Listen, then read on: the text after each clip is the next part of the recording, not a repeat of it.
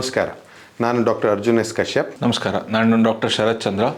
ನಾವು ಶ್ವಾಸಕೋಶ ತಜ್ಞರು, ಶ್ರೀ ಶಂಕರ ಕ್ಯಾನ್ಸರ್ ಹಾಸ್ಪಿಟಲ್, ಬೆಂಗಳೂರು. ಇಂದು ನಾವು ಮಾತನಾಡುವಂಥ ವಿಷಯ interventions in patients with lung cancer ಅಂತ. ಸೊ ಕ್ಯಾನ್ಸರಿಂದ ಬಳಲುತ್ತಿರುವ ಪೇಷಂಟ್ಸಲ್ಲಿ ನಾವು ಪಲ್ಮನಾಲಜಿಸ್ಟ್ಸ್ ಆಗಿ, ನಾವು ಶ್ವಾಸಕೋಶ ತಜ್ಞರಾಗಿ ನಾವು ಏನೇನು ವಿಧಾನಗಳಿದೆ, ನಮಗೆ ತೊಂದರೆಯನ್ನು ಕಂಡುಹಿಡಿಯಲಾಗಿರ್ಬೋದು ಅಥವಾ ಅದಕ್ಕೆ ನಿವಾರಿಸಲು ಇರುವಂಥ ವಿಧಾನಗಳೇನೇನು ಅನ್ನೋದ್ರ ಬಗ್ಗೆ ನಾವಿವತ್ತು ಚರ್ಚೆ ಮಾಡೋಣ. ಸೊ ಮೊದಲನೇದಾಗಿ ಬ್ರಾಂಕೋಸ್ಕೋಪಿ ಬಗ್ಗೆ ಡಾಕ್ಟರ್ ಶರತ್ ತಿಳಿಸ್ಕೊ. ಈಗಾಗಲೇ ಸರ್ ತಿಳಿಸ್ಕೊಂಡ ಹಾಗೆ ಇಂಟರ್ವೆನ್ಷನಲ್ ಪಲ್ಮನಾಲಜಿ ಅಂದರೆ ಒಬ್ಬ ಶ್ವಾಸಕೋಶ ತಜ್ಞ, ಇಂಟರ್ವೆನ್ಷನ್ನಲ್ಲಿ ಸ್ಪೆಷಲೈಸ್ ಮಾಡಿರುವಂಥ ಒಬ್ಬ ತಜ್ಞ ಒಬ್ಬ ಕ್ಯಾನ್ಸರ್ ರೋಗಿಗೆ ಯಾವ ಥರ ಎಲ್ಲ ಇಂಟರ್ವೆನ್ಷನ್ಸ್, ಯಾವ ಥರ ಎಲ್ಲ ಮೆಡಿಕಲ್ ಫೆಸಿಲಿಟೀಸ್ ಆಫರ್ ಮಾಡಬಹುದು ಅಂತ ತಿಳಿಸ್ಕೊಡೋದಕ್ಕೋಸ್ಕರ ಈ ಒಂದು ಕಾರ್ಯಕ್ರಮ, ಇಂದಿನ ಕಾರ್ಯಕ್ರಮ. ಮುಖ್ಯವಾಗಿ ಕೆಲವೊಂದು ಪ್ರೊಸೀಜರ್ಸ್ ಡಯಾಗ್ನೋಸ್ಟಿಕ್ ಅಂತ ಹೇಳ್ತೇವೆ, ಕೆಲವೊಂದು ಪ್ರೊಸೀಜರ್ಸ್ ಥೆರಪೆಟಿಕ್ ಅಂತ ಹೇಳ್ತೇವೆ.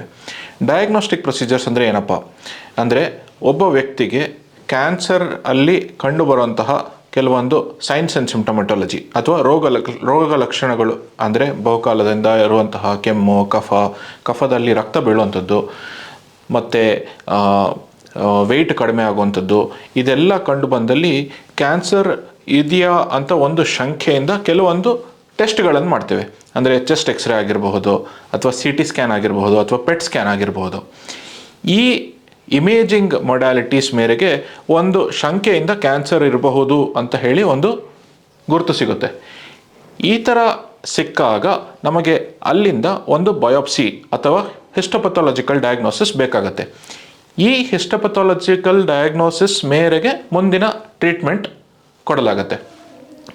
ಸೊ ಇದಕ್ಕೆ ನಾವು ಡಯಾಗ್ನೋಸ್ಟಿಕ್ ಪ್ರೊಸೀಜರ್ಸ್ ಅಥವಾ ಡಯಾಗ್ನೋಸ್ಟಿಕ್ ಇಂಟರ್ವೆನ್ಷನ್ಸ್ ಅಂತ ಹೇಳ್ತೇವೆ. ಇಂಥದ್ದಲ್ಲಿ ಮೊಟ್ಟ ಮೊದಲನೇದಾದಂಥದ್ದು ಒಂದು ಬ್ರಾಂಕೋಸ್ಕೋಪಿ, ಫ್ಲೆಕ್ಸಿಬಲ್ ಬ್ರಾಂಕೋಸ್ಕೋಪಿ ಅಂತ ಕರಿತೀವಿ. ಬೇಸಿಕಲಿ ಫ್ಲೆಕ್ಸಿಬಲ್ ಬ್ರಾಂಕೋಸ್ಕೋಪಿ ಅಂದರೆ ಏನಪ್ಪ ಅಂದರೆ, ಒಂದು ಸಣ್ಣದಾದಂತಹ ಟ್ಯೂಬ್, ಅಂದರೆ ಎಂಡೋಸ್ಕೋಪಿ ಥರ ಒಂದು ಟ್ಯೂಬು, ಒಂದು 6 ರಿಂದ 7 ಮಿಲಿಮೀಟರ್ ಡಯಾಮೀಟರ್ ಉಳ್ಳಂಥದ್ದಂಥ ಈ ಟ್ಯೂಬಿನ ತುದಿಯಲ್ಲಿ ಒಂದು ಕ್ಯಾಮ್ರಾ ಇರುವಂಥದ್ದು. ಈ ಕ್ಯಾಮ್ರಾದ ಮೂಲಕ ನಮಗೆ ಲೈಟ್ ಕೂಡ ಇರುತ್ತೆ. ಅದನ್ನು ಬಾಯ ಮುಖಾಂತರ ಶ್ವಾಸದೊಳಗೆ ತಲುಪಿಸಿ, ಶ್ವಾಸದಲ್ಲಿ ಏನಾದರೂ ಸಮಸ್ಯೆ ಇದೆಯಾ, ಅಲ್ಲಿ ಏನಾದರೂ ಕಫ ಕಟ್ಟಿದೆಯಾ, ಅಥವಾ ಅಲ್ಲಿ ಏನಾದರೂ ಗೆಡ್ಡೆ ಇದೆಯಾ, ಇದು ನಮಗೆ ಕಂಡುಬರುತ್ತೆ. ಇದು ಕಂಡು ಬಂದಲ್ಲಿ ನಮಗೆ ಬೇಕಾದಂತಹ ಟಿಶ್ಯೂ ಡಯಾಗ್ನೋಸಿಸ್ ಅಂತ ನಾನು ಮುಂಚೆ ಹೇಳಿದಾಗೆ ಒಂದು ಸಣ್ಣ ಪೀಸನ್ನು ತೆಗೆದು ಅದನ್ನು ಫರ್ದರ್ ಟೆಸ್ಟಿಂಗಿಗೆ ನಾವು ಕಳಿಸ್ತೇವೆ. ಇದರ ಮೇರೆಗೆ ಮುಂದಿನ ಟ್ರೀಟ್ಮೆಂಟ್ ಏನು ಅಂತ ಡಿಸೈಡ್ ಮಾಡಿ ಬೇರೆ ಡಾಕ್ಟರ್ಗಳು ಅಂದರೆ ಮೆಡಿಕಲ್ ಆಂಕಾಲಜಿಸ್ಟ್ ಆಗಿರ್ಬೋದು ಅಥವಾ ಸರ್ಜಿಕಲ್ ಟೀಮ್ ಆಗಿರ್ಬೋದು, ಎಲ್ಲರ ಒಂದು ಸಮ್ಮತಿಯಲ್ಲಿ ಮುಂದಿನ ಟ್ರೀಟ್ಮೆಂಟನ್ನು ಶುರು ಮಾಡಲಾಗುತ್ತೆ. ಈಗ ಆಗಲೇ ತಿಳ್ಕೊಂಡಂತೆ ಬ್ರಾಂಕೋಸ್ಕೋಪಿಯಲ್ಲಿ ನಮಗೆ ಬೇರೆ ಬೇರೆ ಮುಂದೆ ಅದರ ಬ್ರಾಂಕೋಸ್ಕೋಪಿ ಮಾಡಿ ಆದಮೇಲೆ ಅದರಲ್ಲಿ ಬೇರೆ ಬೇರೆ ವಿಧಾನಗಳಿದೆ ಡಯಾಗ್ನೋಸಿಸ್ ಮಾಡಲಿಕ್ಕೆ. ಒಂದು ಬ್ರಾಂಕೋ ಅಲ್ವೆಲರ್ ಲವಾಜ್ ಅಂತ ಹೇಳ್ತೀವಿ. ಲವಾಜ್ ಅಂತ ಹೇಳಿದ್ರೆ ಇನ್ ಸಿಂಪಲ್ ಟರ್ಮ್ಸ್ ವಾಷಿಂಗ್ ಅಂತ ಹೇಳ್ಬೋದು. ಸೊ ಆಗಲೇ ನಮ್ಗೆ ಗೊತ್ತಿರೋ ಹಾಗೆ ನಮ್ಮ ಶ್ವಾಸನಾಳ, ಇದು ಶ್ವಾಸಕೋಶ ಮೇನ್ ಶ್ವಾಸನಾಳ, ಟ್ರೇಕಿಯಾ, ವಿಂಡ್ ಪೈಪ್ ಅಂತ ಹೇಳ್ತೇವೆ. ಇದು ರೈಟ್ ಮತ್ತು ಲೆಫ್ಟ್ ಆಗಿ ವಿಂಗಡಿಸಲಾಗುತ್ತೆ. ಅಲ್ಲಿಂದ ಮತ್ತೆ right upper lobe, right middle lobe ಹಾಗೂ ರೈಟ್ ಲೋವರ್ ಲೋಬಲ್ಲಿ ಇರುವಂತಹ ಇದನ್ನು ನಾವು ನೋಡ್ತೇವೆ. ಸೊ ಈಗ ಲವಾಜ್ ಅಂತ ಹೇಳಿದಾಗ ನಾವು ಬ್ರಾಂಕೋಸ್ಕೋಪಿ ಏನು ಆ ಸಣ್ಣ ಟ್ಯೂಬು, ಕಿರುಬೆರಳು ಅರ್ಧ ಸೈಜ್ ಇರುವಂಥ ಒಂದು ಟ್ಯೂಬು, ಅನಸ್ತೇಷಿಯಾ ಕೊಟ್ಟು, ಲೋಕಲ್ ಅನಸ್ತೇಷಿಯಾ ಆಗಿರ್ಬೋದು ಮತ್ತು IV ಸೆಡೇಷನ್ ಅಂತ ಹೇಳ್ತೀವಿ. ಸೊ ಇದೆಲ್ಲ ನಮಗೆ ಪ್ರೊಸೀಜರ್ ಮುಂಚೆ ಆಗುವಂತಹ ಪ್ರಿಪರೇಷನ್ ಅನ್ನೋದನ್ನ ನಾವು ಇವಾಗ ನೋಡ್ತಿದ್ದೀವಿ. ಈಗ ಏನು ಅಂತ ಹೇಳಿದ್ರೆ, ಪೇಷಂಟ್ಗೆ IV ಸೆಡೇಷನ್ ಅಂತ ಹೇಳಿ ನಿದ್ದೆ ಬರೋ ಹಾಗೆ ಮೆಡಿಸಿನ್ ಕೊಟ್ಟು, ಮತ್ತು ಲೋಕಲ್ ಅನಸ್ತೇಷಿಯಾ ಕೊಟ್ಟು ಪ್ರೊಸೀಜರ್ ಮಾಡುವಾಗ ನೋವು ಆಗದೇ ಇರುವಂತೆ ಮೂಗಿನಿಂದ ಆಗಿರ್ಬೋದು ಅಥವಾ ಬಾಯಿನಿಂದ ಆಗಿರ್ಬೋದು ಬಂದು ನಾವು ಶ್ವಾಸಕೋಶದ ಒಳಗಡೆ ಎಂಟರ್ ಆಗ್ತೇವೆ. ಆದಾಗ ನಾವು ನೋಡುವಂತಹ ಇಮೇಜಸ್ ಹೀಗಿರ್ತವೆ. ಸೊ ಇಲ್ಲಿ ನಾವು CT ಸ್ಕ್ಯಾನ್, ಮೊದಲೇ ಮಾಡಿರುವಂಥ CT ಸ್ಕ್ಯಾನ್ ಆಗಿರ್ಬೋದು ಅಥವಾ ಎಕ್ಸ್ರೇ ಆಗಿರ್ಬೋದು, ಅದರಲ್ಲಿ ನಾವು ಎಲ್ಲಿ ತೊಂದರೆ ಇದೆ ಅಂತ ಕಂಡು ಬಂದಾಗ, ಈಗ ಫಾರ್ ಎಕ್ಸಾಂಪಲ್ ರೈಟ್ ಅಪ್ಪರ್ ಲೋಬಲ್ಲಿ ತೊಂದರೆ ಇದೆ ಅಂತ ಕಂಡು ಬಂದರೆ ನಾವು ಶ್ವಾಸಕೋಶದಿಂದ ಬಂದು ಡೈರೆಕ್ಟ್ ರೈಟ್ ಅಪ್ಪರ್ ಲೋಬಿಗೆ ಹೋಗಿ ಅಲ್ಲಿಂದ ಸ್ಪೆಸಿಫಿಕ್ ಸ್ಯಾಂಪಲನ್ನು ತೊಗೊಳ್ತೇವೆ. ಸೊ ಅದನ್ನು ಬ್ರಾಂಕೋ ಆಲ್ವೆಲರ್ ಲವಾಜ್ ಅಂತ ಕರಿತೀವಿ. ಅದು ಟಾರ್ಗೆಟೆಡ್ ಆಗಿರುತ್ತೆ. ನಮ್ಮ ತೊಂದರೆ ಎಲ್ಲಿದೆ ಎಕ್ಸಾಕ್ಟ್ಲಿ ಅಲ್ಲಿಂದ ನಾವು ಸ್ಯಾಂಪಲನ್ನು ತೊಗೊಳ್ಳೋದಂಥದ್ದಾಗಿರುತ್ತೆ. ಏನು ಸ್ಯಾಂಪಲ್ ನಾವು ತೊಗೊಳ್ತೇವೆ ಅದನ್ನು ವಿವಿಧ ಟೆಸ್ಟಿಂಗ್ಗಳಿಗೆ ನಾವು ಕೊಟ್ಟು ಯಾವುದರಿಂದ ಈ ತೊಂದರೆ ಉಂಟಾಗಿದೆ ಅನ್ನೋದನ್ನು ನಾವು ಕಂಡುಹಿಡಿಬೋದು. ಸೊ ಇದು ಬ್ರಾಂಕೋಸ್ಕೋಪಿ ಆ್ಯಂಡ್ ಬ್ರಾಂಕೋ ಆಲ್ವೆಲರ್ ಲವಾಜ್. ಹೀಗೆ ನೆಕ್ಸ್ಟ್ ಬ್ರಾಂಕೋಸ್ಕೋಪಿ ಆ್ಯಂಡ್ ಎಂಡೋಬ್ರಾಂಕಿಯಲ್ ಬಯೋಪ್ಸಿ ಅಂತ ಹೇಳ್ತೇವೆ. ಸೊ ಪೇಷಂಟ್ಸ್ ಗಡ್ಡೆಯುಳ್ಳವರಲ್ಲಿ ನಾವು ಬಯೋಪ್ಸಿಯನ್ನು ಮಾಡ್ತೇವೆ. ಸೊ ಬಯೋಪ್ಸಿ ಬಗ್ಗೆ ಸ್ವಲ್ಪ ತಿಳಿಸ್ಕೊಡಿ ಡಾಕ್ಟರ್. ಈಗ ನಾವು ಇಲ್ಲಿ ಚಿತ್ರದಲ್ಲಿ ನೋಡಿರೋಂಥದ್ದು ಇದು ನಮ್ಮ ಶ್ವಾಸನಾಳಗಳ ಒಳಭಾಗದ ಚಿತ್ರ. ಅಂದರೆ ನಮ್ಮ ಶ್ವಾಸನಾಳ ಕ್ಯಾಮ್ರಾದಲ್ಲಿ ನೋಡುವಾಗ ಈ ರೀತಿ ಕಾಣುವಂಥದ್ದು. ಈ ಪಿಕ್ಚರ್ಸ್ನಲ್ಲಿ ಕಾಣುವಂಥದ್ದು ಇದೆಲ್ಲ ನಾರ್ಮಲ್ ಶ್ವಾಸನಾಳಗಳು.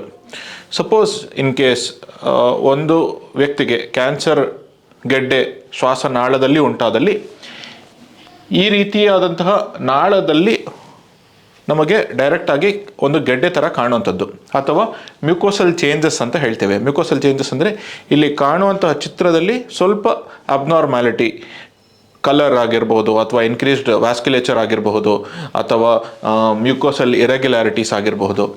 ಇದೇನಾದರೂ ಕಂಡು ಬಂದಲ್ಲಿ ನಾವೇನು ಮಾಡ್ತೀವಿ ಅಂತ ಹೇಳಿದ್ರೆ ಫರ್ದರ್ ಟ್ರೀಟ್ಮೆಂಟ್ ಯಾವ ಲೈನ್ಸ್ ಅಲ್ಲಿ ಕೊಡಬೇಕು ಅಂತ ತಿಳ್ಕೊಳ್ಳೋದಕ್ಕೋಸ್ಕರ ಅಲ್ಲಿಂದ ಬಯೋಪ್ಸಿ ಮಾಡ್ತೇವೆ. ಕಾಣುವಂತಹ ಗೆಡ್ಡೆಯಿಂದ ಡೈರೆಕ್ಟಾಗಿ ಬಯೋಪ್ಸಿ ಮಾಡೋದಕ್ಕೆ ನಮಗೆ ಎಂಡೋಬ್ರಾಂಕಿಯಲ್ ಬಯೋಪ್ಸಿ ಅಂತ ಕರಿತೀವಿ. ಎಂಡೋಬ್ರಾಂಕಿಯಲ್ ಅಂದರೆ ಬ್ರಾಂಕೈ ಅಂದರೆ ಶ್ವಾಸನಾಳದ ಒಳಗಿಂದ ಡೈರೆಕ್ಟಾಗಿ ತೆಗೆಯುವಂತಹ ಒಂದು ಪೀಸಿಗೆ ಎಂಡೋಬ್ರಾಂಕಿಯಲ್ ಬಯೋಪ್ಸಿ ಅಂತ ಕರಿತೀವಿ. ಸೊ ಇದನ್ನು ಹಿಸ್ಟೋಪಥಾಲಜಿ ಟೆಸ್ಟಿಂಗಿಗೆ ಮಾಡಿ ಯಾವ ಥರದ ಕ್ಯಾನ್ಸರ್ನಲ್ಲಿ ಹಲವಾರು ವಿಧಗಳಿರುವಂಥದ್ದು, ಸ್ಕ್ವೇಮಸ್ ಸೆಲ್ ಕಾರ್ಸಿನೋಮಾ ಆಗಿರ್ಬೋದು, ಅಡಿನೋ ಕಾರ್ಸಿನೋಮಾ ಆಗಿರ್ಬೋದು, ಹಲವಾರು ವಿಧಗಳು ಕ್ಯಾನ್ಸರ್ ಗೆಡ್ಡೆ ಉಂಟು ಮಾಡ್ಬೋದು. ಇದನ್ನು ಯಾವುದು ಅಂತ ಡಿಸೈಡ್ ಮಾಡಿ ಫರ್ದರ್ ಟ್ರೀಟ್ಮೆಂಟ್ ಕೊಡಲಾಗುತ್ತೆ. ಸೊ ಈ ಎಂಡೋಬ್ರಾಂಕಿಯಲ್ ಬಯೋಪ್ಸಿ ಯಾವ ರೀತಿ ಮಾಡ್ತೀವಿ ಅಂತ ಹೇಳಿದ್ರೆ ಇದು ಒಂದು OTಯಲ್ಲಿ ಮಾಡುವಂತಹ ಒಂದು ಪ್ರೊಸೀಜರ್, ಆಪರೇಷನ್ ಥಿಯೇಟರ್ನಲ್ಲಿ ಮಾಡುವಂಥದ್ದು ಒಂದು ಪ್ರೊಸೀಜರ್ ಆಗಿರುತ್ತೆ. ಅನಸ್ಥೆಟಿಸ್ಟ್ ಅಂದರೆ ಪ್ರಜ್ಞೆ ತಪ್ಪಿಸುವಂತಹ ಡಾಕ್ಟರ್ ಕೂಡ ಇರ್ತಾರೆ. ಅವರು ಸಣ್ಣದಾಗಿ ಪ್ರಜ್ಞೆ ತಪ್ಪಿಸಿ ಅಥವಾ ನಿದ್ರಾವಸ್ಥೆಗೆ ಪೇಷಂಟನ್ನು ಕೊಂಡೊಯ್ದು ಅಲ್ಲಿಂದ ವಿತ್ ಆಕ್ಸಿಜನ್ ಅಂದರೆ ಆಕ್ಸಿಜನ್ ಕಂಟಿನ್ಯೂಸ್ ಕೊಡ್ತಾ ಈ ಬಯೋಪ್ಸಿ ಸ್ಪೆಸಿಮನ್ ಅನ್ನು ತೆಗೆಯುವಂಥದ್ದು. ಅಪ್ರಾಕ್ಸಿಮೇಟ್ಲಿ ಒಂದು ಅರ್ಧದಿಂದ ಮುಕ್ಕಾಲು ತಾಸು ನಡೆಯುವಂತಹ ಒಂದು ಪ್ರೊಸೀಜರ್ ಆಗಿರುತ್ತೆ. ಪ್ರೊಸೀಜರ್ ಆದ ನಂತರ ಪೇಷಂಟಿಗೆ ಆಕ್ಸಿಜನ್ ಸಹಾಯದಿಂದ ಸ್ವಲ್ಪ ಅಬ್ಸರ್ವೇಷನಲ್ಲಿ ಒಂದು 2-3 ಗಂಟೆಗಳು ಇಟ್ಟು ಅದಾದ ನಂತರ ಪ್ರಜ್ಞಾವಸ್ಥೆ ತಪ್ಪಿಸಿದ್ದುದೆಲ್ಲ ವಾಪಸ್ಸಾಗಿ ನಾರ್ಮಲ್ ಸೆನ್ಸೋರಿಯಂ ಕಂಡು ಬಂದಲ್ಲಿ ಮತ್ತೆ ಆಹಾರ ಎಲ್ಲ ನೀಡಿ, ಅಂದರೆ ಈ ಪ್ರೊಸೀಜರ್ ಮಾಡುವಾಗ ಖಾಲಿ ಹೊಟ್ಟೆಯಲ್ಲಿ ಇರಬೇಕಾಗಿರೋಂಥದ್ದು ಒಂದಿರುತ್ತೆ. ಸೊ ಪ್ರೊಸೀಜರ್ ಎಲ್ಲ ಆಗಿ ಎಲ್ಲ once patient is wide awake ಆಹಾರ ಎಲ್ಲ ಕೊಟ್ಟು ಮತ್ತು ಪೇಷಂಟಿನ ದಿನನಿತ್ಯದ ಮೆಡಿಕೇಷನ್ಸ್ ಮತ್ತು ದಿನನಿತ್ಯದ ಚಟುವಟಿಕೆಗಳಿಗೆ ಮುಂದುವರಿಸಲು ಅಡ್ವೈಸ್ ಮಾಡ್ತೀವಿ. ಸೊ ಈಗಾಗಲೇ ಮಾತಾಡಿದಂತೆ ಬ್ರಾಂಕೋಸ್ಕೋಪಿ ಅಂದ್ರೇನು, ಅದರ ಬ್ರಾಂಕೋಸ್ಕೋಪಿ ಲವಾಜ್ ಅಂದ್ರೇನು, ಬ್ರಾಂಕೋಸ್ಕೋಪಿ ಎಂಡೋಬ್ರಾಂಕಿಯಲ್ ಬಯೋಪ್ಸಿ ಅಂದ್ರೇನು ಅನ್ನೋದ್ರ ಬಗ್ಗೆ ತಿಳ್ಕೊಂಡ್ವಿ, ಅದು ಹೇಗೆ ಮಾಡ್ತೀವಿ ಅಂತ ತಿಳ್ಕೊಂಡ್ವಿ. ಸೊ ಇನ್ನು ಮುಂದೆ ನೆಕ್ಸ್ಟ್ ಕಾಂಪ್ಲಿಕೇಶನ್ ಅಂದರೆ ಏನಾಗಬಹುದು, ಸೊ ಇದನ್ನು ನಾವು ತಿಳ್ಕೊಳ್ಳೋವಂಥದ್ದು. ಸೊ ಕಾಂಪ್ಲಿಕೇಶನ್ ಬ್ರಾಂಕೋಸ್ಕೋಪಿಯಲ್ಲಿ ಜನರಲಿ ಒಂದು ಸೇಫ್ ಪ್ರೊಸೀಜರ್ ಆಗಿರುತ್ತೆ. Less than 5% universal complication rate ಆಗಿರುತ್ತೆ. ಮೋಸ್ಟ್ ಕಾಮನ್ ಕಾಂಪ್ಲಿಕೇಶನ್ಸ್ ಅಂದರೆ ಏನಪ್ಪ, ಒಂದು ಹೈಪಾಕ್ಸಿಯಾ ಅಂತ ಹೇಳ್ತೇವೆ, ಅಂದರೆ ಆಕ್ಸಿಜನ್ ಕಡಿಮೆ ಆಗೋಂಥದ್ದು. ಸೊ ಅದನ್ನು ಜನರಲಿ ನಾವು ಪ್ರಿವೆಂಟ್ ಮಾಡ್ತೀವಿ. ಈಗಾಗಲೇ ಮಾತಾಡಿದಾಗೆ ನಾವು ನಮ್ಮ ಬ್ರಾಂಕೋಸ್ಕೋಪಿ ಸೂಟ್ OT ಕಾಂಪ್ಲೆಕ್ಸಲ್ಲಿದೆ. ಸೊ ನಮ್ಮದು OT ಕಾಂಪ್ಲೆಕ್ಸಲ್ಲಿರೋದ್ರಿಂದ ನಾವು ಆಕ್ಸಿಜನ್ ಕಂಟಿನ್ಯೂಸ್ ಸಪ್ಲೈ ಆಫ್ ಆಕ್ಸಿಜನ್ನು ಇರುತ್ತೆ, ಪ್ಲಸ್ ನಾವು ಕಂಟಿನ್ಯೂಸ್ ಆಕ್ಸಿಜನ್ ಮಾನಿಟ್ರಿಂಗ್ ಕೂಡ ಮಾಡ್ತಾ ಇರ್ತೇವೆ. ಸೊ ಹೈಪಾಕ್ಸಿಯಾದು ಆಗುವಂಥ ಚಾನ್ಸಸ್ ಸ್ವಲ್ಪ ಕಡಿಮೆ. ಹಾಗೆ ಬ್ಲೀಡಿಂಗ್, ನಾವು ಎಲ್ಲೇ ಒಂದು ಬಯೋಪ್ಸಿ ಅಥವಾ ಒಂದು ಸ್ಯಾಂಪಲ್ ತೊಗೊಳ್ಳೋದು ಅಂತ ಆದರೆ ಬ್ಲೀಡಿಂಗ್ ಆಗುವಂತಹ ಒಂದು ರಿಸ್ಕು ಇರುತ್ತೆ. ಬಟ್ ಪ್ರಾಣಕ್ಕೆ ಅಪಾಯ ಆಗುವಂಥ ಬ್ಲೀಡಿಂಗ್ ತುಂಬ ಫ್ರೀಕ್ವೆಂಟಾಗಿ ನಾವು ನೋಡೋದಿಲ್ಲ. ಬ್ಲೀಡಿಂಗ್ ಆದಲ್ಲಿ ನಮಗೆ ಅದನ್ನು ಮ್ಯಾನೇಜ್ ಮಾಡಲಿಕ್ಕೆ ಬೇರೆ ಬೇರೆ ವಿಧವಾದಂಥ ಒಂದು ಮೆನ್ಯೂವರ್ಸ್ ಇದೆ. ಒಂದು ಮೆಡಿಸಿನ್ ಕೊಡುವಂಥದ್ದು, ಬ್ರಾಂಕೋಸ್ಕೋಪಿ ಮುಖಾಂತರನೇ ನಮ್ಮ ಏನು ಬ್ರಾಂಕೋಸ್ಕೋಪ್ ಮಾಡಿರ್ತೀವಿ ಇದ್ರ ಮುಖಾಂತರವೇ ನಾವು ಮೆಡಿಸಿನ್ ಕೊಟ್ಟು ಆ ಜಾಗದಲ್ಲಿ ರಕ್ತವನ್ನು ಸ್ಟಾಪ್ ಮಾಡುವಂಥದ್ದು, ರಕ್ತ ಬ್ಲೀಡಿಂಗ್ ಏನಾಗ್ತಾ ಇದೆ ಅದನ್ನು ಸ್ಟಾಪ್ ಮಾಡುವಂಥದ್ದು. ಎರಡನೇದು APC ಅಂತ ಹೇಳ್ತೇವೆ, ಅಥವಾ ಆರ್ಗನ್ ಪ್ಲಾಸ್ಮಾ ಕೋಆಗ್ಯುಲೇಷನ್ ಅಂತ ಹೇಳಿ. ಅದು ಒಂದು ವಿಧವಾದಂತಹ ಸುಡುವಂಥ ಒಂದು ವಿಧಾನ, ವೇರ್ ನಾವು ಎಲ್ಲಿಂದ ಬ್ಲೀಡಿಂಗ್ ಆಗ್ತಿದೆ ಆ ಅಬ್ನಾರ್ಮಲ್ ಟಿಶ್ಯೂಗೆ ಅದನ್ನು ಏಮ್ ಮಾಡಿ ಅದನ್ನು ಸುಡಬಹುದು. That can be done to control the bleeding. ಮೂರನೇದು ಫೊಗಾರ್ಟಿಸ್ ಕೆಥೆಟರ್ ಅಂತ ಹೇಳ್ತೀವಿ. ಈಗ ಬೇರೆ ಕಡೆಯಿಂದ ಬ್ಲೀಡಿಂಗ್ ಆದಾಗ ನಾವು ಒತ್ತಿ ಅದನ್ನು ನಿಲ್ಲಿಸ್ಬೋದು, ಬಟ್ ಲಂಗಲ್ಲಿ ಆ ಥರ ಆಗೋದಿಲ್ಲ. ಸೊ ಪ್ರೆಷರ್ ಕೊಡುವಂತೆ ಒಂದು ರೇಡಿಯಲ್ ಪ್ರೆಷರ್ ಇರುವಂತೆ ಒಂದು ಬಲೂನ್ ಕೆಥೆಟರ್ನ ಅಲ್ಲಿ ಅದು ರೇಡಿಯಲ್ ಪ್ರೆಷರ್ ಕೊಡ್ತದೆ. ಎರಡನೇದು ಆ ಬ್ಲೀಡಿಂಗ್ ಏನೇ ಆದರೂ ಕೂಡ ಅದು ಆ ಸೆಗ್ಮೆಂಟಿಗೆ ಮಾತ್ರ ಸೀಮಿತವಾದಂತೆ ನೋಡ್ಕೊಳ್ಳುತ್ತೆ ಫೊಗಾರ್ಟಿಸ್ ಬಲೂನ್, ಸೊ ದ್ಯಾಟ್ ಬೇರೆ ನಾರ್ಮಲ್ ಲಂಗಿಂದ ನಾವು ಆಕ್ಸಿಜನೇಷನ್ ಕೊಟ್ಕೊಂಡು ಆಕ್ಸಿಜನ್ನು ಅಥವಾ ಜೈವಿಕ ಅಪಾಯ ಆಗದೇ ಇರುವಂತೆ ಅದನ್ನು ಮ್ಯಾನೇಜ್ ಮಾಡುವಂಥದ್ದು. ಇದೆಲ್ಲ ಫೇಲ್ ಆದಲ್ಲಿ ಇನ್ ಸಮ್ ಕೇಸಸ್ ಆ ಥರ ಫೇಲ್ ಆಗುವಂಥ ಸಾಧ್ಯತೆ ಇರುತ್ತೆ, ಅಥವಾ ಆ್ಯಂಟಿಸಿಪೇಟ್ ಮಾಡೋದಕ್ಕಿಂತ ಜಾಸ್ತಿ ಬ್ಲೀಡಿಂಗ್ ಆಗುವಂಥ ಒಂದು ಸಂದರ್ಭದಲ್ಲಿ ರಿಜಿಡ್ ಬ್ರಾಂಕೋಸ್ಕೋಪಿ ಅಂತ ಹೇಳ್ತೇವೆ. ರಿಜಿಡ್ ಬ್ರಾಂಕೋಸ್ಕೋಪಿಯನ್ನು ನಾವು ಪೇಷಂಟ್ ಜನರಲ್ ಅನಸ್ತೇಷಿಯಲ್ಲಿ ತೊಗೊಂಡು ರಿಜಿಡ್ ಬ್ರಾಂಕೋಸ್ಕೋಪಿಯನ್ನು ಹಾಕಿ ನಾವು ಐಸೋಲೇಟ್ ಮಾಡಿ ಬ್ಲೀಡಿಂಗನ್ನು ಸ್ಟಾಪ್ ಮಾಡುವಂಥ ಒಂದು ವಿಧಾನಗಳು ನಮ್ಮ ಹತ್ರ ಇದ್ದಾವೆ. ಮುಂದಿನ ಪ್ರೊಸೀಜರ್, ಈಗಾಗಲೇ ನಾವು ಬ್ರಾಂಕೋಸ್ಕೋಪಿ, ಲವಾಜ್ ಆ್ಯಂಡ್ ಬಯೋಪ್ಸಿ ಬಗ್ಗೆ ತಿಳ್ಕೊಂಡಿದ್ದೀವಿ. ಈಗ ಮುಂದಿನ ಪ್ರೊಸೀಜರ್ ಅಂತ ಹೇಳಿದ್ರೆ ಬಸ್ ಅಂತ ಹೇಳ್ತೇವೆ, ಬ್ರಾಂಕೋಸ್ಕೋಪಿ ಆ್ಯಂಡ್ ಬಸ್ TBNA. ಅದ್ರ ಬಗ್ಗೆ ಸ್ವಲ್ಪ ವಿಚಾರ ಮಾಡಿದ್ದ ಅಕ್ಷರ. ಬಸ್ ಅಂದರೆ ಒಂದು ಶಾರ್ಟ್ ಫಾರ್ಮ್ ಆಗಿರುತ್ತೆ. ಬಸ್ ಅಂದರೆ ಎಂಡೋ ಬ್ರಾಂಕಿಯಲ್ ಅಲ್ಟ್ರಾಸೌಂಡ್ ಅಂತ. ಅಲ್ಟ್ರಾಸೌಂಡ್ ಅಂದರೆ ಏನು? ಸಾಕಷ್ಟು ಈಗಾಗಲೇ ನೋಡಿರ್ತೀವಿ, ಹೊಟ್ಟೆಯಲ್ಲಿ ಏನಾದರೂ ಸಮಸ್ಯೆ ಇದ್ದಾಗ ಒಂದು ಹೊರಗಿನಿಂದ ಒಂದು ಸ್ಕ್ಯಾನ್ ಪ್ರೋಬ್ ಇಟ್ಟು ಅಲ್ಟ್ರಾಸೌಂಡ್ ಮಾಡುವಂಥದ್ದು, ಅಥವಾ ಹಾರ್ಟಿಗೆ ಸ್ಕ್ಯಾನ್ ಮಾಡುವಂಥದ್ದು ಒಂದು ಪ್ರೋಬ್ ಇರುವಂಥದ್ದು, ಅದು ಅದು ಕೂಡ ಸಿಮಿಲರ್ ಪ್ರಿನ್ಸಿಪಲ್ಸ್ನಲ್ಲೇ ಇರುವಂಥದ್ದು. ಇದಕ್ಕೆ ಅಲ್ಟ್ರಾಸೌಂಡ್ ಅಂತ ಕರಿತೀವಿ. ಈ ಅಲ್ಟ್ರಾಸೌಂಡ್ ಟೆಕ್ನಿಕನ್ನು ನಾವು ಶ್ವಾಸನಾಳದೊಳಗೆ ಉಪಯೋಗಿಸೋದಕ್ಕೆ ಬಸ್ ಅಂತ ಕರಿತೀವಿ. ಅಂದರೆ ಎಂಡೋಬ್ರಾಂಕಿಯಲ್ ಅಲ್ಟ್ರಾಸೌಂಡ್, ಶ್ವಾಸನಾಳದೊಳಗೆ ಉಪಯೋಗಿಸುವಂತಹ ಅಲ್ಟ್ರಾಸೌಂಡ್ ಪ್ರೋಬಿಗೆ ನಾವು ಬಸ್ ಅಂತ ಕರಿತೀವಿ. ಯಾವುದಕ್ಕೆ ಇದು ಉಪಯೋಗ ಆಗುವಂಥದ್ದು, ಯಾವುದಕ್ಕೆ ಇದು ಉಪಯೋಗ ಆಗುತ್ತೆ ಅಂತ ನೀವು ಕೇಳಿದ್ರೆ, ಶ್ವಾಸನಾಳದೊಳಗಿಂದ ನಮಗೆ ಏನು ಕಂಡು ಬರದೇ ಇದ್ದ ಸಮಯದಲ್ಲಿ ನಾವು ಶ್ವಾಸನಾಳದ ಹೊರಗಡೆ ಕೆಲವೊಂದು ಗೆಡ್ಡೆ ಅಥವಾ ಕೆಲವೊಂದು ಲಿಂಫ್ ನೋಡ್ಸ್ ಅನ್ನು ಬಯೋಪ್ಸಿ ಮಾಡೋದಕ್ಕೋಸ್ಕರ ಉಪಯೋಗಿಸುವಂತಹ ಒಂದು ಟೆಕ್ನಿಕ್ ಆಗಿರುತ್ತೆ. ಇಲ್ಲಿ ಚಿತ್ರದಲ್ಲಿ ನೋಡ್ತಾ ಇರೋ ಹಾಗೆ ಇಲ್ಲಿ ಕೆಲವೊಂದು ನಂಬರ್ಸ್ ಕಾಣ್ತಾ ಇರುತ್ತೆ. ಇಲ್ಲಿ 2R, 2L, 4R, 4L, 7, 8, 9 ಅಂತ ಹಲವಾರು ನಂಬರ್ಸ್ ಇದೆ. ಬೇಸಿಕಲಿ ಇದೆಲ್ಲ ಏನಂದರೆ ಎರಡು ಶ್ವಾಸಗಳ ಮಧ್ಯ ಹೃದಯ ಮತ್ತು ಮೇಜರ್ ವೆಸಲ್ಸ್ ಅಂತ ಹೇಳ್ತೀವಿ, ಹಾರ್ಟ್ ಆ್ಯಂಡ್ ಮೇಜರ್ ವೆಸಲ್ಸ್, ಇದರ ನಡುವೆ ಇರುವಂತಹ ಲಿಂಫ್ ನೋಡ್ಸ್. ಒಟ್ಟು 15 ಗ್ರೂಪ್ ಆಫ್ ಲಿಂಫ್ ನೋಡ್ಸ್ ಇರುತ್ತೆ. ಇದರಲ್ಲಿ ಕೆಲವೊಂದು ಶ್ವಾಸನಾಳದ ಪಕ್ಕದಲ್ಲೇ ಇರುತ್ತೆ. ಇದು ಇನ್ಫೆಕ್ಷನ್ ಇಂದ ದೊಡ್ಡದಾಗಿರ್ಬೋದು ಅಥವಾ ಕ್ಯಾನ್ಸರ್ ಹರಡುವಿಕೆಯಿಂದ ಕೂಡ ದೊಡ್ಡದಾಗಿರ್ಬೋದು. ಆ ಸಮಯದಲ್ಲಿ ಈ ಲಿಂಫ್ ನೋಡ್ಸ್ನಿಂದ ಸ್ವಲ್ಪ ಟಿಶ್ಯೂ ತೆಗೆದು ಅದನ್ನು ಬಯೋಪ್ಸಿ ಮಾಡಿ ಅದು ಯಾವ ಕಾರಣದಿಂದ ದೊಡ್ಡದಾಗಿದೆ ಅಂತ ತಿಳ್ಕೊಳ್ಳೋದಕ್ಕೋಸ್ಕರ ಈ ಬಸ್ನ ಅವಶ್ಯಕತೆ ಇರುತ್ತೆ. ಇದು ಒಂಥರ ಹೇಳೋದಾದರೆ ಒಂದು ಮಿನಿಮಲಿ ಇನ್ವೆಸಿವ್ ಪ್ರೊಸೀಜರ್ ಅಂತ ಕೂಡ ಹೇಳ್ತೇವೆ. ಇದು ಇಲ್ಲದೇ ಇದ್ದರೆ ಎದೆಯ ಮಧ್ಯದ ಬೋನ್ ಅಂದರೆ ಸ್ಟರ್ನಾಟಮಿ ಎಲ್ಲ ಮಾಡಿ ಅಥವಾ ದೊಡ್ಡ ಸರ್ಜರಿ ಬೇಕಾಗುವಂಥ ಒಂದು ಸಂದರ್ಭದಲ್ಲಿ ಸಣ್ಣದಾದಂತಹ ಒಂದು ಟ್ಯೂಬ್ ಬಾಯ ಮುಖಾಂತರನೇ ಒಳಗೆ ಹೋಗಿ ಅಲ್ಲಿಂದ ಅಲ್ಟ್ರಾಸೌಂಡ್ ಮುಖಾಂತರ ಗೆಡ್ಡೆಯನ್ನು ಗುರುತಿಸಿ ಒಂದು ಸಣ್ಣ ನೀಡಲ್ ಆ ಗೆಡ್ಡೆ ಒಳಗೆ ಹಾಕಿ ಅಲ್ಲಿಂದ ಬಯೋಪ್ಸಿ ಮಾಡುವಂಥ ಒಂದು ಪ್ರೊಸೀಜರ್ ಆಗಿರುತ್ತೆ. ಸೊ ಇಲ್ಲಿ ಪಕ್ಕದಲ್ಲಿ ಕೆಲವೊಂದು ಚಿತ್ರಗಳಿದೆ. ಈ ಚಿತ್ರದಲ್ಲಿ ಇಲ್ಲಿ ಕಾಣ್ತಾ ಇರೋದು ನಮಗೆ ಅಲ್ಟ್ರಾಸೌಂಡ್ ಪಿಕ್ಚರ್ ಆಗಿರುತ್ತೆ. ಈ ಅಲ್ಟ್ರಾಸೌಂಡ್ ಪಿಕ್ಚರಲ್ಲಿ ನಮಗೆ ಫಾರ್ ಎಕ್ಸಾಂಪಲ್ ಇಲ್ಲಿ ನೋಡಿದಾಗೆ ಇಲ್ಲಿ ಲಿಂಫ್ ನೋಡ್ ಅಂತ ಬರೆದಿದೆ. ಇದೊಂದು ಲಿಂಫ್ ನೋಡ್ ಗೆಡ್ಡೆ, ಇದು ಇಲ್ಲಿ ಇರುವಂಥ ಒಂದು ಗೆಡ್ಡೆ. ಅದೇ ರೀತಿಯಾಗಿ ಇದು 4R ಅಂದರೆ ಇಲ್ಲಿರುವಂತಹ ಒಂದು ಗೆಡ್ಡೆ ಈ ಥರ ಕಾಣ್ತಾ ಇರುತ್ತೆ. ಸೊ ಏನು ಮಾಡ್ತೀವಿ ಅಂತ ಹೇಳಿದ್ರೆ, ಇಲ್ಲಿಂದ ಒಂದು ಸಣ್ಣ ನೀಡಲ್ ಹೊರಗಿಂದ ಒಳ ಬಂದು ಅಲ್ಲಿಂದ ಕೆಲವೊಂದು ಸೆಲ್ಸ್ ಆಸ್ಪಿರೇಟ್ ಮಾಡ್ತೀವಿ. ಇದಕ್ಕೆ ನಾವು ಕರೆಯೋದು TBNA ಅಂತ. TBNA ಅಂದರೆ ಟ್ರಾನ್ಸ್ಬ್ರಾಂಕಿಯಲ್ ನೀಡಲ್ ಆಸ್ಪಿರೇಷನ್ ಅಂತ ಹೇಳ್ತೇವೆ. ಆ ಸೆಲ್ಸ್ ಫರ್ದರ್ ಸೈಟಾಲಜಿ ಮತ್ತು ಸೆಲ್ ಬ್ಲಾಕಿಗೆ ಒಳಪಡಿಸಿ ಫರ್ದರ್ ಯಾವ ಥರದ ಕ್ಯಾನ್ಸರ್ ಅಂತ ತಿಳ್ಕೊಂಡು ಅದನ್ನು ಮುಂದಿನ ಟ್ರೀಟ್ಮೆಂಟ್ ಕೊಡೋದಕ್ಕೋಸ್ಕರ ಇದು ಹೆಲ್ಪ್ ಮಾಡುತ್ತೆ. ಸೊ ಈ ಬಸ್ ಅಂದರೆ ಏನು ಅಂತ ತಿಳ್ಕೊಂಡಿದ್ದೀವಿ. ಇದು just like bronchoscopy, this is also another procedure. Bronchoscope ತುದಿಯಲ್ಲಿ ಈ ಅಲ್ಟ್ರಾಸೌಂಡ್ ಪ್ರೋಬ್ ಇರೋವಂಥದ್ದು. ಸೊ ಬ್ರಾಂಕೋಸ್ಕೋಪಿದು ರಿಸ್ಕ್ ಆ್ಯಂಡ್ ಕಾಂಪ್ಲಿಕೇಶನ್ಸ್ ಈಗಾಗಲೇ ನಾವು ಮಾತಾಡಿದ್ದೀವಿ. ಈ ಬಸ್ದು ಪ್ರೊಸೀಜರ್ ರಿಸ್ಕ್ ಆ್ಯಂಡ್ ಕಾಂಪ್ಲಿಕೇಶನ್ಸ್ ಕೂಡ ಸಿಮಿಲರ್ ಆಗಿರುವಂಥದ್ದು. ಒಂದು ಬ್ಲೀಡಿಂಗ್ ಆಗೋ ಚಾನ್ಸಸ್ ಇರಬಹುದು, ಯಾಕೆಂದರೆ ಅಲ್ಲಿ ಒಳಗಿಂದ ಶ್ವಾಸನಾಳದೊಳಗಿಂದ ಬಯೋಪ್ಸಿ ಮಾಡೋಂಥ ಒಂದು ಪ್ರೊಸೀಜರ್ ಆಗಿರೋ ಕಾರಣ ರಕ್ತದಲ್ಲಿ ಆಕ್ಸಿಜನ್ ಸ್ಯಾಚುರೇಷನ್ ಕಡಿಮೆ ಆಗುವಂಥದ್ದು. ಇದನ್ನೆಲ್ಲ ಕೌಂಟರ್ ಮಾಡೋದಕ್ಕೆ ಅಥವಾ ಇದನ್ನೆಲ್ಲ ತಡೆಯೋದಕ್ಕೆ ನಾವು ಏನೇನು ಮೆಷರ್ಸ್ ಯೂಸ್ ಮಾಡ್ತೀವಿ ಅಂತ ಕೂಡ ಬ್ರಾಂಕೋಸ್ಕೋಪಿ ಮಾತಾಡುವಾಗ ಹೇಳಿದ್ದೀವಿ. ಒಂದು ಕಂಟಿನ್ಯೂಸ್ ಆಕ್ಸಿಜನ್ ಕೊಟ್ಕೊಂಡೇ ಮಾಡ್ತೀವಿ ಈ ಪ್ರೊಸೀಜರನ್ನು.